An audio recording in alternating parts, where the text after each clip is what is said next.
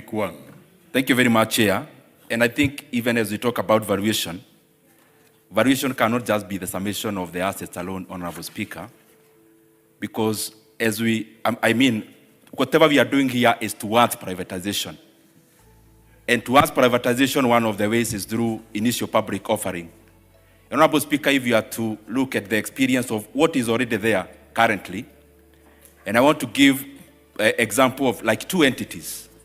One is an entity like KenGen, Honorable Speaker, where if you look at the assets of KenGen, the rightly valued is actually close to 500 billion shillings. But if you look at the valuation of the company itself in the market, it's less than 65 billion Kenya shillings. Honorable Speaker, on the same, if you look at an asset, for example, like Kenya Re, which has already gone through the full, the whole road and is already listed, or the whole path. Honorable Speaker, the net assets of such a company, if you actually do the assets minus liabilities, the net asset is actually 51 billion shillings. But if you look at the valuation of the company in terms of the market capitalization, it is less than 17.5 billion as of today. Honorable Speaker, if you look the same and compare a company like Kenya Power, which has assets of over 350 billion Kenya shillings, but the valuation of the company as of today is below 25 billion Kenya shillings. Honorable Speaker, that calls us to actually look at what do we call assets. For example, a company like Kenya Pipeline, what is an asset? An asset is a pipeline and the land above the pipeline. But what other use can you actually have in terms of that asset? If you are to strip that asset, what value can it be? If you are to strip the assets of KenGen, for example, if you are to decommission some of the sites, what actual value is there, Honorable Speaker? And I'm just trying to say that when we talk about valuation of this company, a summation of assets alone cannot account as the real value of that company, Honorable Speaker. But I want to support the fact that we need to keep on updating the valuations of this company in all perspectives, so that as we transition these companies, Honorable Speaker, we transition the real value, so that ultimately when they are out there for people to participate in terms of buying them, Honorable Speaker, there is the real value, but there is also the intrinsic value. But the real value, Honorable Speaker, is the revenue you get out of these assets, Honorable Speaker.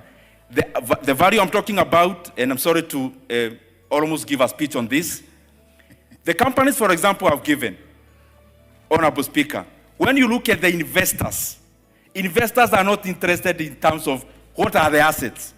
Investors are more interested with how much value in terms of revenue do these assets derive. I submit, Honorable Speaker. Very well, good contribution. Becoming also during the second reading, we are missing those contributions. Okay, let me hear the leader. When the leader raises his voice there, then he comes Thank first. you, Proceed, Chair. It's good you have pointed out to my brother, Honorable Ndindi Nyoro, that we're in third reading, or committee of the whole house, not in second reading. And it's important to hear some of these things during second reading. But, and also, to just point out, this is a government-owned enterprises bill, not the privatization one. The privatization one, we finished with it some time back. But Chair, as Chair Trade has said, the Vice Chair and de facto Chair Trade has said for purposes of business this afternoon, Honorable Marianne, that you know, many of the things that are said when you deal with government-owned enterprises are usually shrouded in mystery and a lot of suspicion and mistrust. And people imagine that if you're transitioning a state corporation that was registered through a legal notice into a limited liability company, that there's something you're hiding. And I think this particular amendment on Schedule 4, and actually the whole of Schedule 4, is coming or was designed to give guarantee or create trust with the public and even members of staff of these organizations. If you go through that schedule, it is even speaking to issues that touch on staff, those who are serving as directors, as chairmen of boards in those particular state corporations, that they will not be negatively affected by this transition to limited liability companies when and if this bill is approved.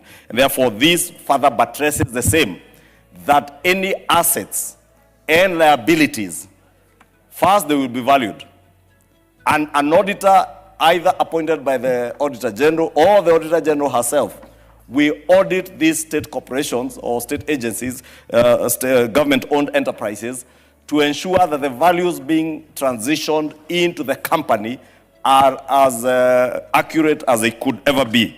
And therefore, Honorable Speaker, this is just to assuage those who view everything done with mistrust or with suspicion, that the openness that has been added by the Finance Committee, and I must congratulate the Finance Committee for adding this particular one, because Schedule 4 assets and liabilities, that even if there are loans that have been guaranteed to these corporations, they must come out at the time you are transitioning.